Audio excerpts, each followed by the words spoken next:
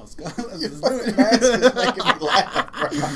Like, I glance over and I got this mask. I'm trying to be serious about this right now.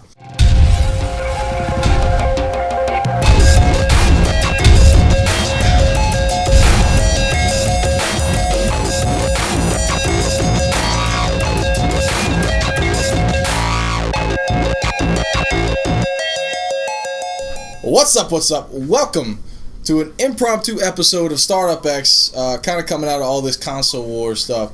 I'm here with the guy from the trailer, the Call of Duty guy from the trailer. I'm the fish dude. Fish guy. All right, let's be real. He's not the guy from the trailer. This is Mr. Sean Zulu. Twitter is at Sean_Zulu. Underscore. Don't forget the underscore. Don't forget the underscore. And we are here because we want to talk about some of the console wars that's been going on, guys. We have a lot of opinions. Everybody has opinions, and I swear to God, when I tell you this, I'm being dead honest with you, is me and him have not talked about this yet. We decidedly have not talked about any of this yet because we wanted to lay it all out right here, and hopefully we don't end up fist fighting over the console. But no, I met this dude today for the first time. We talked for a while. We got a mutual friend, and that's just kind of how it goes. So I mean, say something, bro. You ain't said too much yet. Well, I'm just glad you had me. Yeah, I'm glad to have you, bro. You're ready to get into this whole DRM situation. So DRM is one of the things we definitely want to talk about. The backlash of the internet. So this whole DRM thing, this whole thing about Microsoft allegedly taking a 180, it kind of reminds me of the ending to Mass Effect 3. It sure does. It kind of reminds me of the ending to Mass Effect 3, how the community was extremely vocal about their feelings about it. And I respect everybody's feelings about anything. I really do respect that. But at the end of the day, somebody makes a decision based on what they wanted to make it on. And, like, for example, the Mass Effect, that was a creative choice. That was the writer who ended the game the way they wanted to end it. And, of course, maybe it wasn't the way you wanted it to end, or, whoever was crying about it, but that's the way they wanted to end it. And the community went up in uproar that that's not the way their game should end, and blah, blah, blah. And at the end of the day, it's not your say. But EA, being the horrible company that everybody thinks they are, went ahead and BioWare changed the ending for those naysayers and hopefully made some people happy. But, I mean, you remember that, right? I definitely do.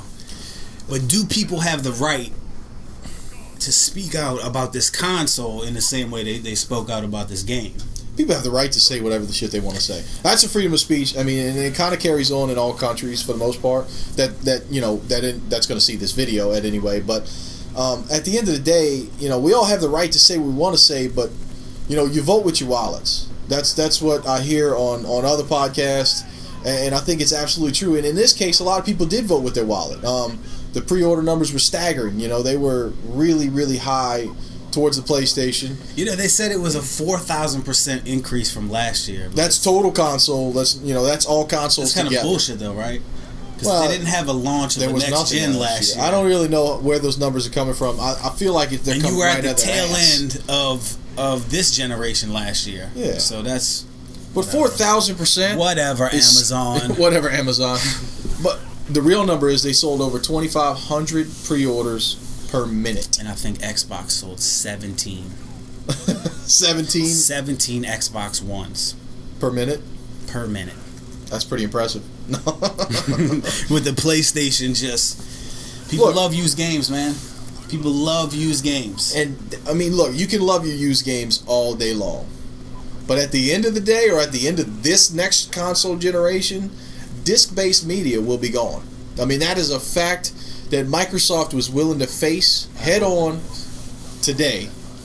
And PlayStation said, no, we don't want to face that. We need something in our handbag to kind of, to win them over. We got the price, and we're going to give them used games. I would hope discs are done. I don't want to deal with discs. I don't want to put them in a tray. I'm not even going to buy them. I'm going to get everything digital. I really am. I'm going to get everything digital. I'm tired of owning disc. I was just talking to you earlier about my DVDs. I quit buying those because they're a pain in the ass. On Netflix, do all that stuff. The future is digital download. I mean, that's, it maybe people don't want to accept that, but that's what it is. I mean, that's the way the future's going. Broadband internet is getting, it's penetrating, and yes, I did say penetrating. It's penetrating more and more homes. It's getting out there. HD TVs are huge now, and the further we go into time, the more these things have become more and more apparent, and internet-only consoles will be a thing of the future, whether we like it or not. And a lot of people don't like it. I'm not a huge fan of that myself. Well, why do people hate the Steam-style idea that Xbox One presented? The disc is just a delivery system. Get all of your games and media digitally, and go that way. Why do people rebel against that? Why do they dislike that idea so much? Well, you got to consider this. I mean, and it's a reality, is that almost 90 to 95% of PCs are connected to the internet. Hey, look, I got an iPhone. I'm glad my iPhone's always connected. You know what I mean? Well, you talk always online. Like I'm glad my iPhone's always online. That's different though.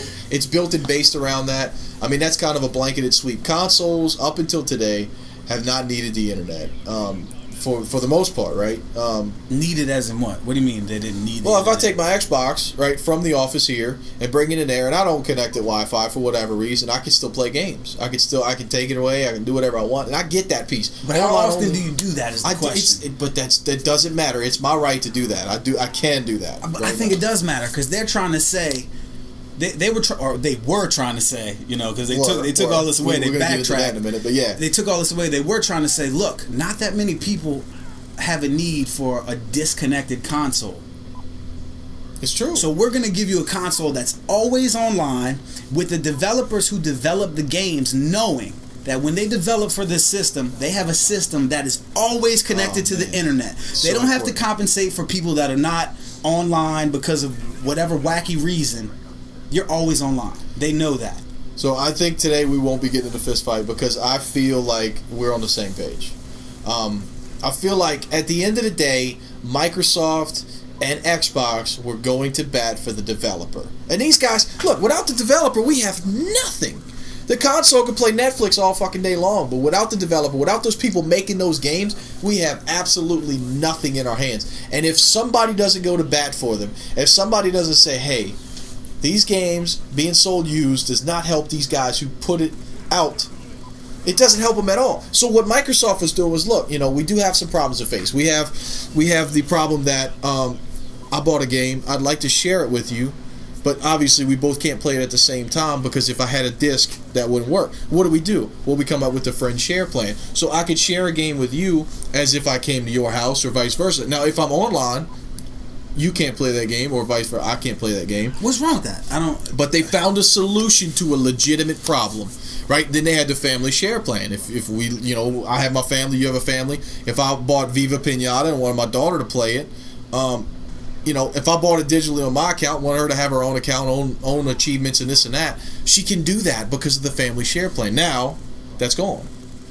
That's over with. And that was the best thing, is that, being able to buy your games digitally is awesome, but being able to buy them on disc is a convenience for some people. But then when you get it home, you install it to your computer, to your Xbox, right? Install the whole game. You don't have to have the disc anymore, because there is digital rights management. It's so important. Beautiful. It's important to have the digital rights management, guys, because that gives the developer the right to know that they are getting the money that they deserve for the console. Which, when you think about it, these are developers that you expect the next iteration of that game that you're buying, or the next game that they make, to be better than the last one.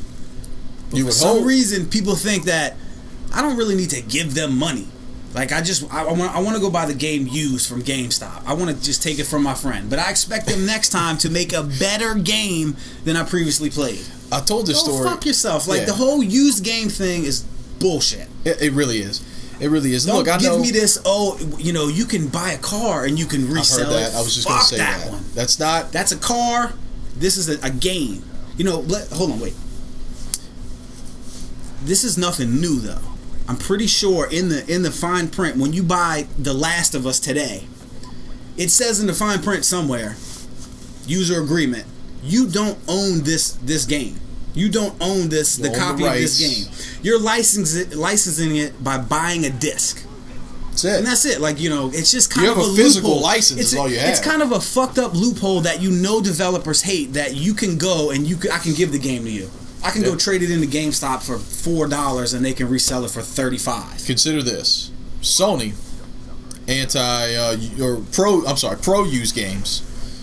You know, their in-house developer, Naughty Dog, just created The Last of Us. By the way, fantastic game. Highly recommended. I don't want to overhype it for anybody, but I'm telling you, it's a great game. That's all I'm going to say for lack of overhype. That's what I've been hearing. For lack of overhype. So, I went on there and I was just looking around. I bought it straight up, $60. I'm looking around at the potential DLC for the future and this and that, and there's an online pass for The Last of Us, $9.99 to play a Sony game online. So if I gave you the disc, right? So I downloaded it, but obviously on the internet there's an online pass. So if I bought the disc, I played the internet, I played the multiplayer, I handed you the disc. You can play the single player, which is what's going to happen right now. But you can't play the multiplayer without that online pass. That EA, everybody hates EA because of. That is a symptom of this generation, though. That is a symptom of developers having to deal with and work around this disc-based medium. That's all it is. That's just plain and simple. But I think it's okay. I think they found legitimate solutions to get their piece of the pie. They've earned their piece of the pie. They created the game. They created the content for us to have. Now, that being said, you know, going into the future, they found solutions. That's what I got to come back to, is Microsoft found the solutions to make the crossover from this generation to the next generation, which is that next generation will no longer have disc. I'm saying it today. Anybody who disagrees, I mean, I'm sorry, but you're 99% wrong. And you know, they found a solution to find the happy medium. And not to mention, not only is there a happy medium, but they went to bat for the developers. And that's important, man. Without those guys, we don't have these games. And the developers were, obviously, a lot of developers were jumping on Xbox's side. I would imagine. I mean, well, they were. I mean, just by looking at the exclusives, EA bringing Battlefield exclusivity to the Xbox, Titanfall from Respawn, that's an EA piece. For people who may not be putting those pieces together, that's an EA piece. Titanfall looks absolutely amazing. Let's talk about the future then. So now they reverse this. They take it back because Sony brilliantly played. Wait. I want to say that before. Sorry to cut you off, but did they ever officially come out and say? And I pose the question because I don't watch every freaking piece of media out there. But did they ever physically say, we have DRM. You must check in 24 hours. You will have to be online connected. Did they ever say those words, or was it all rumors and kind of speculation based on the fact that they never addressed it? They definitely did say that. The chief product officer for Xbox One, Mark Whitten, he confirmed all of that. Physically, straight up confirmed. Straight up. Okay. You know, I don't know the source, but he did confirm it immediately after the press conference. So he said, this is the direction. He said you'll have to check in every 24 hours. You know, I don't imagine he said there's DRM, like, you know. Yeah. But, like, but that's what that means. He confirmed everything. And okay, so first off, I gotta apologize publicly to my boy Quick Guns because I told him that they didn't do it. So I gotta apologize to Quick Guns. I said they never did it. If they did, that's my bad. But okay, so they did do a 180. So that does change things a little bit. Xbox 180. Xbox. That's a good one. But Xbox that's 180. a hashtag. That's I never been knew. out there. Never even knew. Come on, dog. I'm not all look dude. at I got a job, bro, and a baby and a wife. So anyway, so they did do an Xbox 180. But I want to propose. Well, you were saying something. Let's talk about the future now. now. Let's talk about the future. Xbox doing the 180. What does this mean for the Xbox One? How does this change everything? Because you had. I think that the mistake that Microsoft made is they were coming out and they were being completely honest with you. They were telling you, this is what we're doing. We're taking it to the next level. We're going to the future. This is how it works.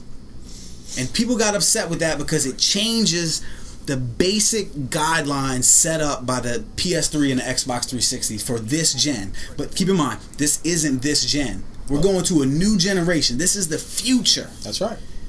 So That's right. What does this mean now? This means that essentially, you know, isn't the Xbox One kind of just like the 360 at this point? Now you got to put the disc in. You want to play a game? Hey, Xbox, play Battlefield 4. Beep. Insert disc in tray. It's like, what? I'm going back to the Price is Right. This shit is bullshit. It is. It's absolute nonsense. Even if it's downloaded, just for the record, even if it's downloaded on your console from a disc, you still have to put the disc in to play it. Basically, what they're saying is, it's Xbox. Download it. Yeah. You still have the option if it's already on your hard drive. Now, I want to say something about the hard drives because people aren't addressing this. We don't have any confirmation. Now, look, I'm not saying. First of all, I keep getting sidetracked. I go on tangents all the time, but we're not here to bash the PlayStation. No, I think the PlayStation. I've already pre-ordered both consoles. I have been a PlayStation fanboy since the beginning, since PlayStation 1, guys. I've had it all. So I just want to come out and say we're not bashing the PlayStation. Not at all. We just want to talk about mostly Xbox and what they're doing and what's going on. I think the PlayStation 4, it looks like an incredible machine. And I think that Sony is brilliant in the way that they came out the gate. They act like, hey, we're your friend. Like, we're with gamers. Like, we're going to do what's in your best interest. Let me say something. Let me say something to the people, son. Get it, dog. Talk to the camera. Sony, Microsoft, either of them. Any company you've ever bought anything from, they don't give a fuck about you. Not specifically individuals, no.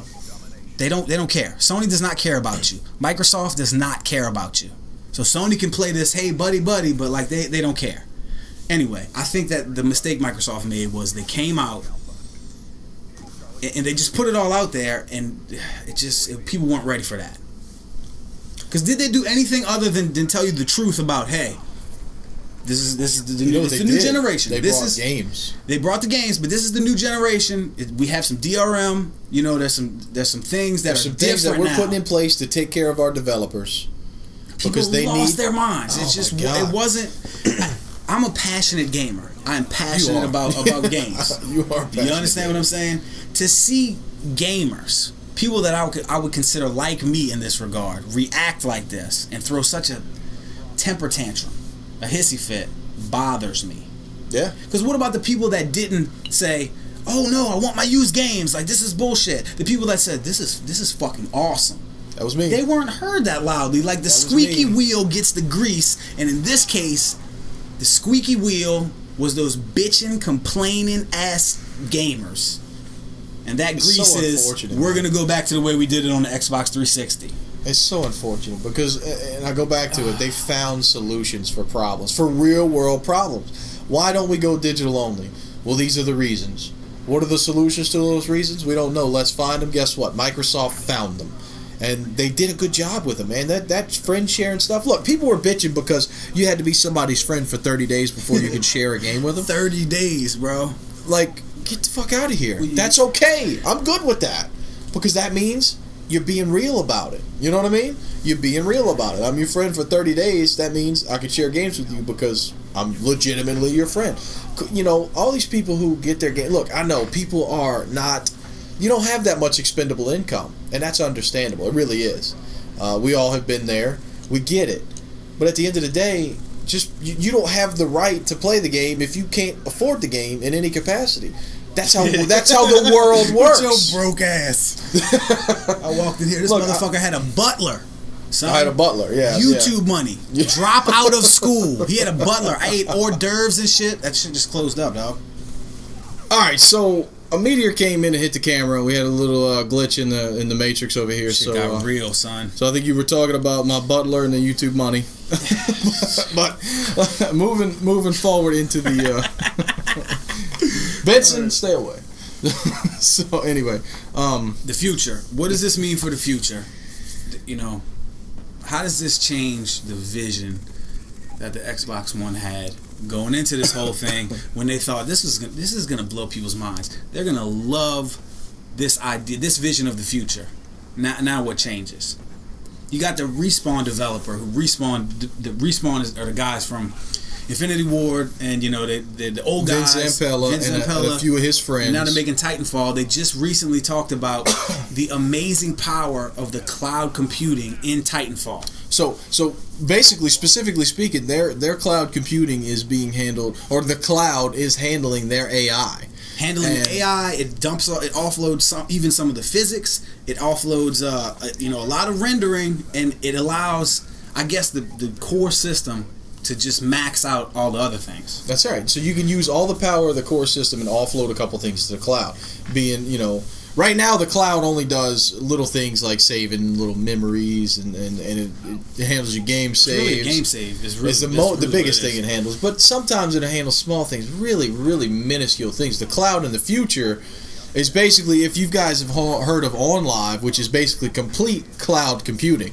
You have a set-top box with a controller, and it basically just connects broadband to somewhere else where essentially a computer is running a game for you, and you're just running a computer over the internet. It's a stream. You're basically That's the cloud. Stream, yeah. Now, basically speaking, like you're talking about, the developers had the opportunity to know if they developed a game knowing that every Xbox sold, let's say 20 million Xbox One sell in the first year, every Xbox One sold has the capabilities of running my game. Because they're connected to the internet. Otherwise, I'm limited to only the hardware. If I want all 20 million Xboxes to have an opportunity to play my game, then I'm limited to just the hardware that is in the Xbox One. That's a problem, because now we're going to limit our experience, because developers aren't going to make a bet on the few, right? If they sell 20 million just the same and only 15 million of those are connected, there's only 15 million that they could possibly sell to, because 5 million won't even have a chance to play their game. So they're limiting their sales right out of the gate, and that's not a debate. They have to compensate, like now they have to compensate for people that won't be connected, and they've seen the outcry from That's people. right. Yeah. And now they have to go back to the drawing board and say, people really care about not being connected online. So our whole idea of this game, they care. I got to go back to that issue, because it'll be never, and it has been never, that when I turn on my Xbox 360, I'm not connected to the internet. If I have the internet outage for some reason or it's down, I'm going to do something else, dude. That's true. You know what I mean? Like, look, the PSN went down, right? And this, again, coming from a PlayStation guy, PSN went down during the during Black Ops 1's game cycle. And, it did suck when PSN went down. My internet didn't go down. My PlayStation went down, basically. So I played some single-player games, and they still worked. And that was important to me, because I was able to play games. To me, that is important, to be able to connect to the internet. But at the end of the day, look, I can't tell you. I got AT&T UVerse. I can't tell you the last time that it's went down. I could tell you. I could tell you the last time my power went out, but I have a battery backup for my internet. My internet was up 8 hours throughout the entire power outage. it's a ridiculous thing that people put up It's such the a fight vocal for. minority. It's like almost like, let's fight for the right to have this old technology, this old way of thinking still be in place. And my fear is here, like, you think about this quote that you've heard, if we don't understand history, we're only doomed to repeat it. It's true. And I think that people don't understand the history of the Xbox as a gaming machine. When an Xbox first came out, it had an Ethernet port. The original Xbox, Xbox. They took it had a an bet. Ethernet port. People were looking at the original Xbox saying, What the hell is this "What big-ass am I phone hook this plug?" up to a computer? Like, what am I do with this? Like, what? I'm gonna get on the I did the internet? same Like, this is thing. ridiculous. You Oh know what my I mean? God. Like, It's so funny. And it's like, we're doomed to repeat history by doing the same thing, by going like, we don't know what this always online nonsense is. Like, we don't want it. Like, you know what I mean? Like. And the problem here, like I said before, is that Microsoft came out. They put all the cards on the table, said this is what it is, and they gave people the chance to complain about it. They did. No, they did it wrong. Look, I'll tell you. I think they did do it wrong. Microsoft did it wrong in a lot of ways. Now, they did it wrong inside of our bubble. Now, I talked to Sig Lawless about this. Is we live in a bubble. A bubble of gamers, a bubble of vocal people, a bubble of passionate people, all of which I respect. But the fact is, right, I work in the public. I go talk to people. They know I play. Some of them know I play games and things like that. And I talked to my buddy. He watched. He's a store manager. He watched the first conference of Xbox, the ones that we all allegedly hated. The first conference where they just talked TV. You know what he said? He's not in the bubble. He just plays his Call of Duty, maybe a little Madden. He doesn't live in this universe by which we live. That thing looks amazing.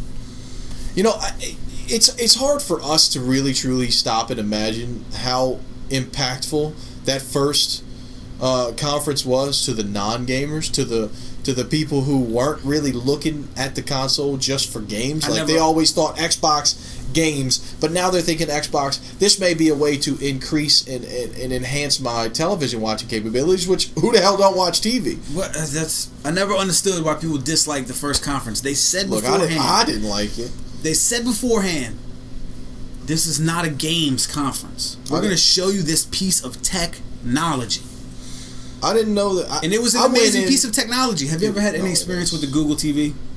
I have not. Okay, the Google TV was an HDMI pass-through that took over for your cable box, much like the Xbox One is. I appreciate that. It was fucking incredible. Well, the Xbox One takes it to the futuristic level. You know, the Blade Runner level, the vision, you know, that like the Google TV could never achieve. But anyway, the HDMI pass-through is incredible. And people that aren't gamers, like you said, they seen that and they were like, it's fucking incredible. Yeah. Why would I not want something that, you know, tells my cable box, you know, sit down, I got this, and it lets me, you know, basically do all these amazing things and experience this robust set of features. Like, you know, not everybody is so concerned with their kill streak in Call of Duty. Like the vocal majority of people who are complaining now, and they're so vocal, they got Microsoft to change the entire vision of the Xbox One. I think that it's the hardcore audience, right? And so we're saying about vocal, but I said earlier, vote with your wallet. Vote with your wallet.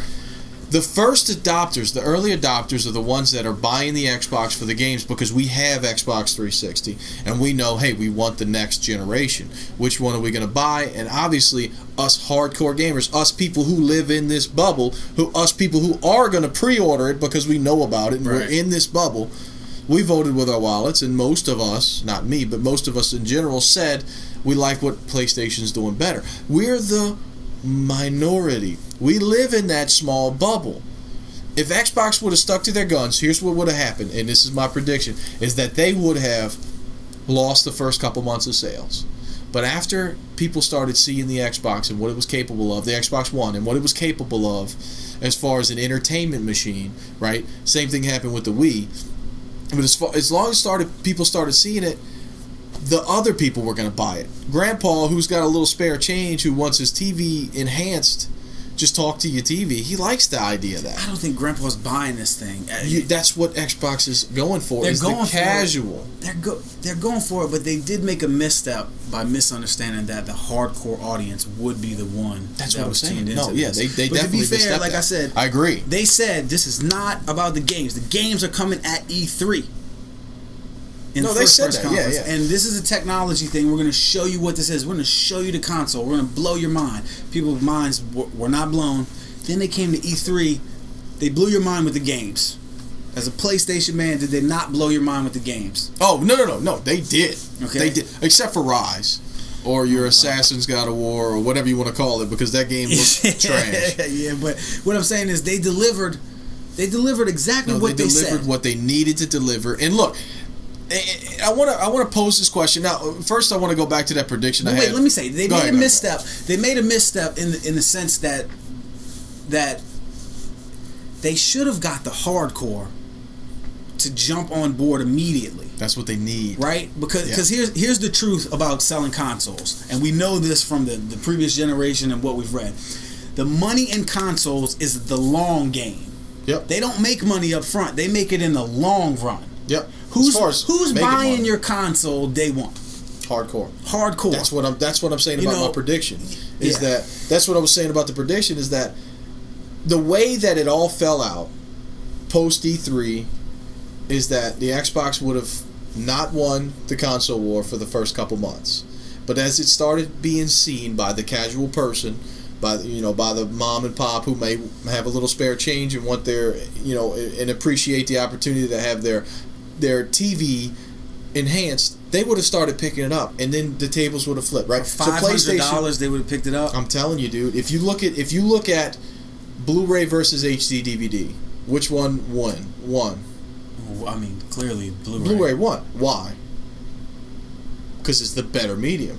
Now, and I want to let you know that still to this day, most Blu-rays use just about the same or less than the capacity of the HD DVD, but because it was the better experience, it had the potential to be the best experience, Blu-ray wins.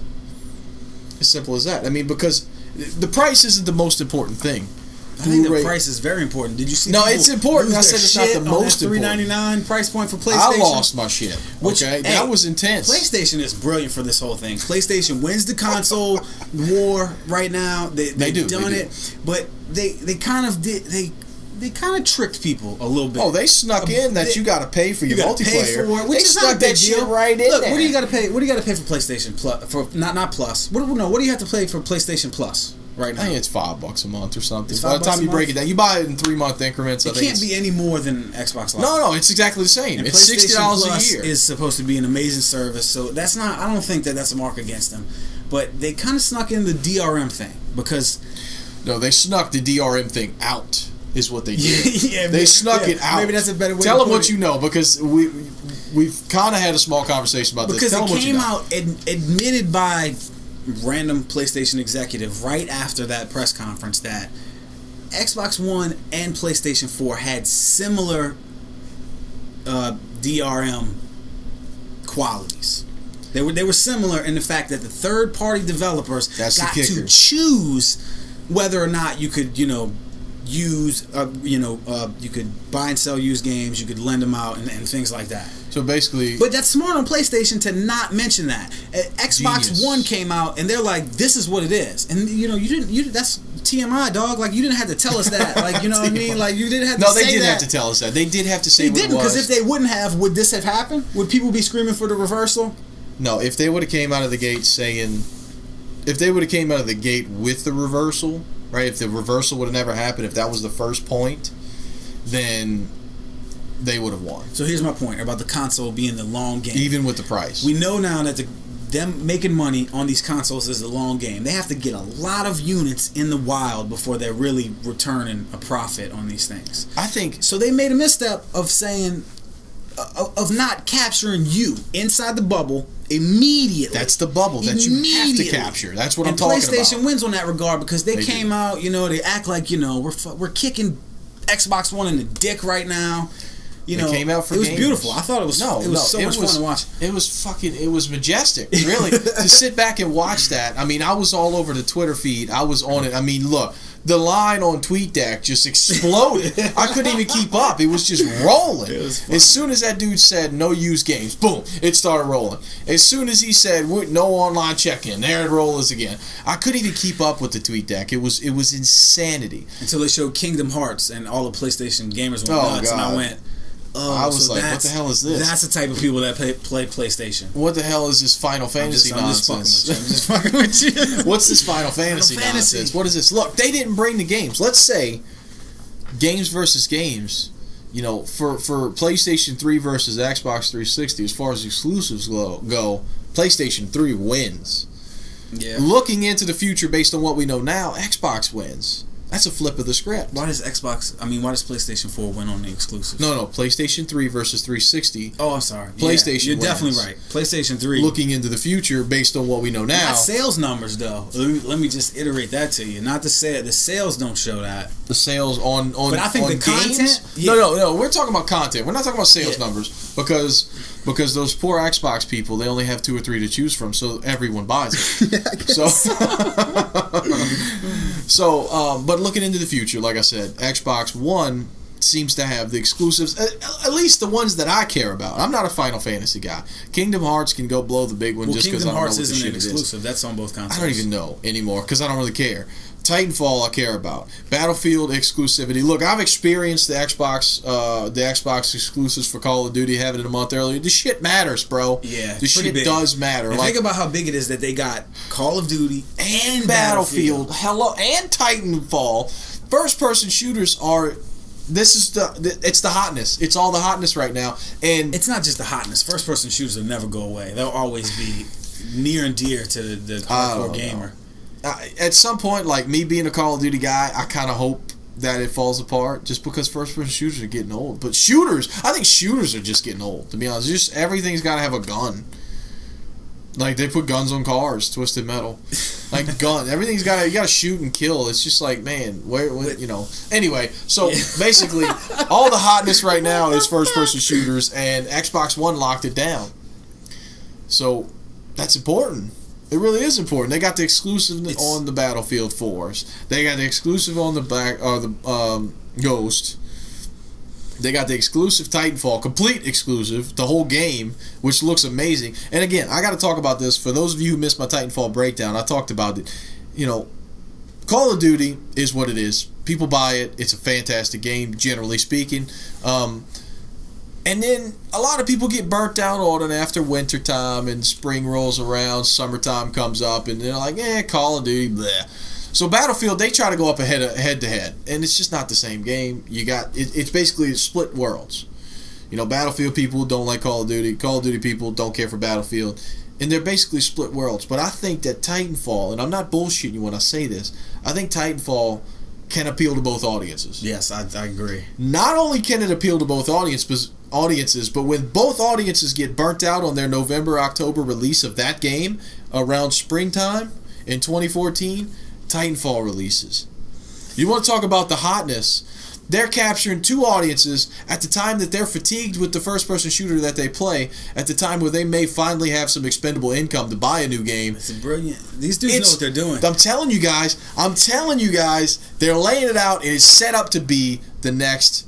It's set up to be the hotness. I keep saying that. I don't usually say the hotness that much. You said that a lot of times. I wouldn't be surprised if Titanfall... You don't know? I'll take one. If Titanfall becomes the next IP that really, you know, everybody is just wanting that, you know, on its yearly release. I'll tell you what. I wouldn't be surprised. And guess what else? Guess what else is out there at the same time as all the other games?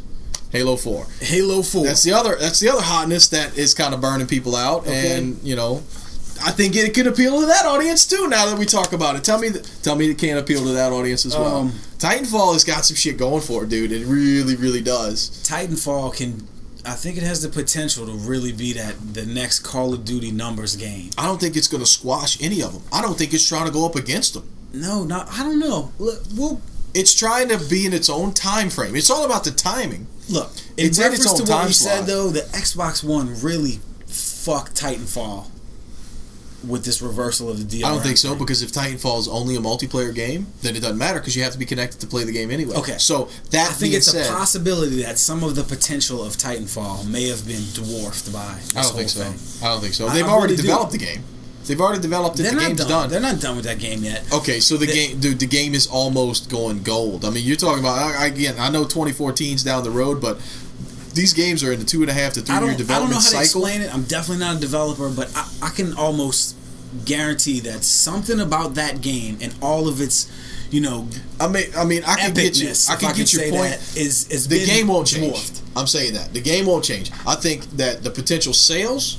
Now, if you're talking about who can play the game, that's what I was talking about earlier. Yeah. So the potential sales may be dwarfed a little bit because not every Xbox One that sells, you know, that has been sold by the time that game releases may not have the capability to play the game. Anyway, but at the same time, I do think that Titanfall can be the next. Oh, I think it can be the next thing that really hits it, and I just have a lot of faith in that team and those guys. Don't trust what I say. I don't know what the fuck I'm talking about. I'll tell you to trust what I say. Titanfall's the shit. I haven't even played it, but I'm telling you this. They should check that video out. Because, look, if I go off the track record, I know you want to get to that, but if I go off a track record and you look at Modern Warfare 2, or Modern Warfare 1, what am I saying? They came out with Modern Warfare, Call of Duty 4, Modern Warfare. The game that changed everything. History. Fuck. Everything. Even if you hate it, you got something in your gaming life was influenced by Modern Warfare. Whether it's layout on your controller and how you play Battlefield, it's probably influenced by those guys. Those guys, that's the key, right? So they develop that game. They come out with all the ideas, the kill streaks, the customizable classes. These are the guys. So then they come out with Modern Warfare 2, all the hotness again, right? They may not have supported their game the way we wanted them to, but all the customizable kill streaks, all the loadouts, all the gameplay style and fast pace and maps and all the things that we love about MW2 they come up with it. And then they started development about halfway through the life cycle of Modern Warfare 3 before they had to drop out because Activision screwed them over. Now, did you? Anyway, so Activision screwed them over. They bounced out, went to EA. Now another team had to pick up and finish development of Modern Warfare 3. So everything that we love about the Modern Warfare series, these guys came up with it.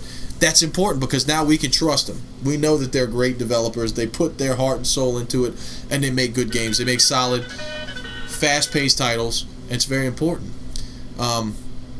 And so we can trust that Titanfall is going to be great. That we've seen the gameplay. We know it appeals to the Halo audience, the Battlefield audience, the Call of Duty audience, and maybe even more people who don't care about any of that. And it's coming out in the right time window to go not against all these games, but to be a supplement until the next iteration of these games that we're talking about. I think they're aiming above the supplement. I mean, they're going to catch that supplement market that you're referring to, if that makes any I think that's sense. the kicker. Supplement market. Yeah. But I think that they're going like I think the Modern next Warfare, Titanfall, Call of Duty 4 Modern Warfare, they're trying to make this one like that. Just next gen. This is they're what trying to your make this the new Call of Duty. This is Of what your course they want expectation of an FPS is now. Look, yeah, they want that. They're the dudes that made that game. Of course they want it, but in reality, you got to be realistic. Call of Duty's got that name. I think they're going to catch the supplement market. They're going to get a few more. I think maybe the Titanfall 2 will be the one that has an opportunity to tip the scales. Oh, yeah. I think that's the Which one. is important, what we talked about earlier. The future. Callback.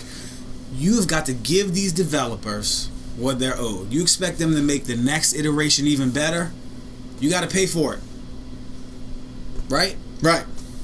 So speaking on used games. Speaking on used games. This is a copy of Halo 4. It has been used. No shrink wrap on this. I want you to see this. No shrink wrap. This is a used You've already game. opened it, so there can't be shrink wrap. I put it, well, no, I'm just saying, there's no shrink wrap on it. It's used. I Wait, put there's it in two my discs in console. here? Yeah, Halo is a 2-disc game because if you don't know, the Xbox 360 has DVDs. Wait, one is the multiplayer and the other is No. You load this. You had to load. This is like a download disc. I have a 4 gig Xbox. How am I going to do that? You're fucked. I can't play. But here's the beauty. This is a used game. Okay. Wait, I can't even play this game? No. You might. I don't know. I don't know how it works, dog. Game I content. didn't come here to do download. science. Look, no. Minimum 8 gigabyte USB flash drive, or So use a flash drive. Oh my god. Okay, but here's the point. In the spirit of used games, we are going to give away this copy of Halo 4 since everybody loves used games so much and you wanted to fight for it and scream on Twitter and tell So this is Xbox like a dickhead reverse your giveaway, policy. No, it's not a dickhead giveaway. I mean it like we're going to give this away. This is real. Sensei touched it. This shit is for real. He might sign it if you're a big fan. No, I ain't gonna sign it. Just I might can sign sign it if you want me to. If you Like, really tell me want in the to. comment No, section we're if gonna you give it want me away. to sign it. So I figured you could do whoever makes the most hilarious comment about The funniest DRM comment. or Halo 4 or whatever. At your discretion, whatever you deem to be the funniest comment about any of this we just talked about. The funniest comment. Copy Look, of Halo 4. Used, baby, not new, because we don't want that new shit in the next gen. We don't want that shit.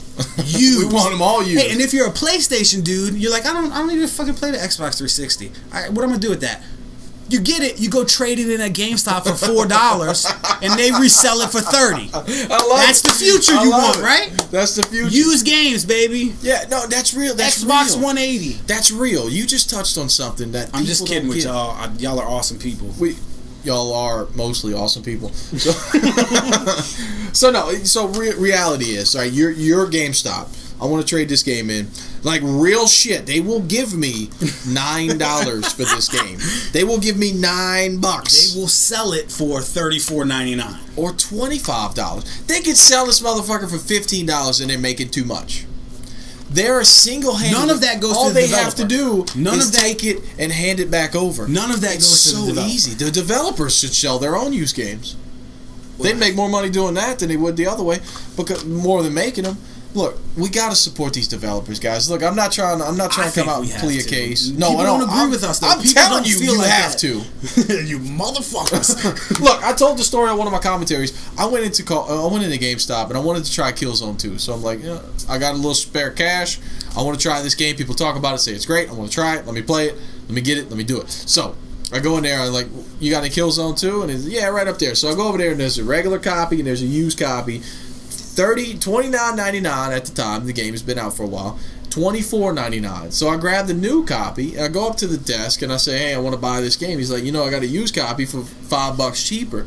And I told the guy, flat out, I would rather give the money to the developer.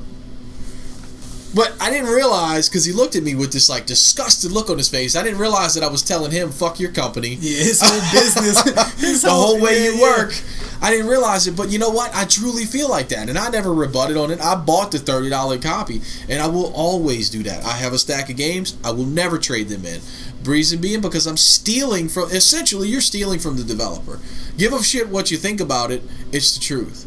Because they earned that money. They did. They put their effort, they put their work into it, and they earned it. And I just want to say, go ahead. Say you expect these developers to make better games as these years go by, and studios aren't closing down. This, yeah.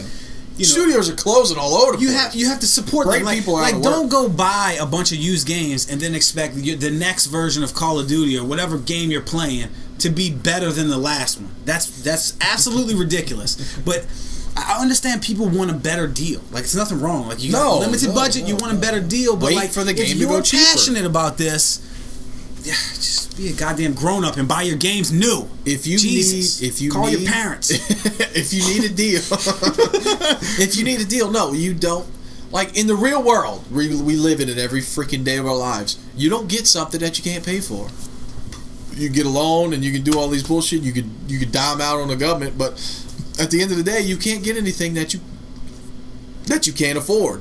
Yeah. Same goes with games, guys. It's not going to change because you can trade in a game and get $9 for it. I feel like this is kind of turning into a PSA. Like it's a really weird public service. The more you know. The more you know. Knowing is half the battle. We should probably close it out at this point, huh? No, I really think people should know that the developers have put the more you know. I mean, developers deserve these it. people, they love video games. Anyway, let's close it out. Look, funniest comment about used games. Copy of Halo 4. Copy of Halo 4. I'll be the judge of your funniest comment. Sorry, I don't usually do judged giveaways, but that's what we're doing. So, just for fun, guys, thanks for joining us. Well, let me just say one thing. Okay, we're gonna close it out. Just because I said a lot of things, but I'm not gonna lie, we're all over the place tonight. We need another console war like we need a fucking headache right now. No, right? I'll take a console war. I think it's fun. You see all these people going at each other about what you like. Look, don't take it that fucking serious. Don't even take is the future. Don't even take what we said. That's what I'm saying. It's all ridiculous. Like, don't even take any of this serious. The Wii U is gonna win. If you're getting bugged about this console war and the DRM thing and everything, I want you to remember this. Remember that we exist in a life where the only way you get here is through a vagina. What the fuck? So fuck yourself. Where did this just go? Go fuck yourself. That's where it went. Where did this just go? Sign off, dog. Let's get the fuck out of here. I don't even know what just happened. So, I want y'all to remember I just met this guy. So, no, I'm just kidding. Anyway, thank you guys for joining us. This is Sean Zulu. Give me I'm Six Sensei. Hit him up on Twitter. Tell him how much you love this guy. And if you're a fan of websites that have been neglected, you can get me SeanZulu.com. I have a whole post about this stuff we talked about here. So you have a website? Check that out. I do have a .com. A .com. I'll put it in the description. All shit's gonna be in the description. Don't worry about it. Anyway, guys, thank you for joining us. Hit us up in the comments below. Don't forget about the giveaway. I can't grab the game because I fucking suck at life. And that's it, guys. We're out. Thank you for joining us for an impromptu episode of Startup X, and we're out.